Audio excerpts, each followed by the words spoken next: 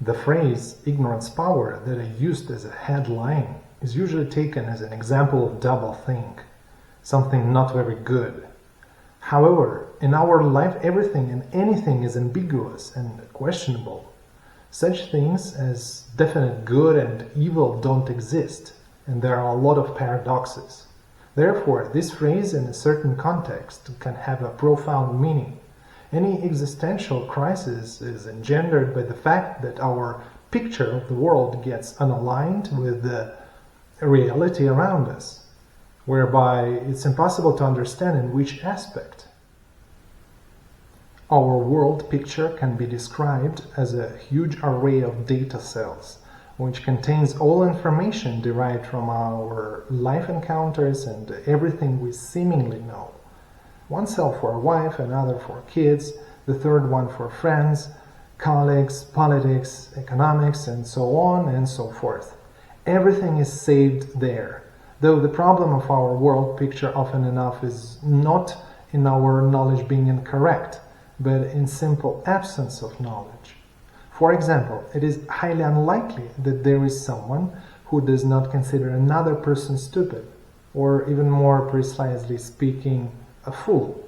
Let's own up to it. How does it happen?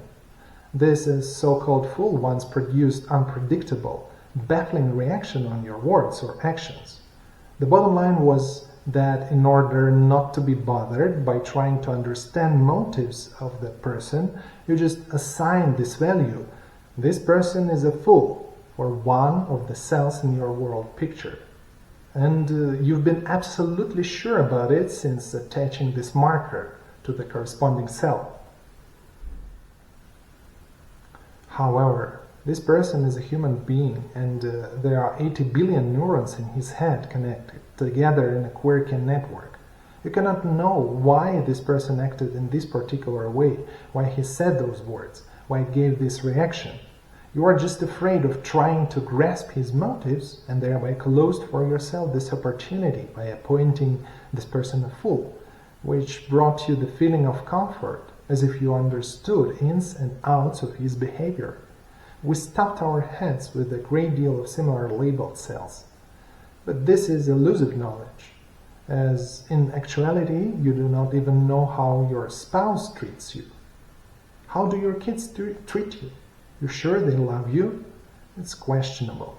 In fact, they easily might take you as a douchebag. You do not know even that, and don't know why it happens. This is the crux of the problem. Being sure of knowing something makes you incapable of perceiving information that is mismatched with a certain conviction. Such kind of data is bound to be ignored by you. When that stupid person does something unreasonable, your reaction will be, "Aha, I've always said." But if he incidentally shows a miracle of intellect, you will even not be able to understand it.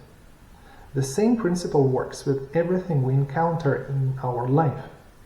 We cover ourselves with these illusions, thereby blocking out reality.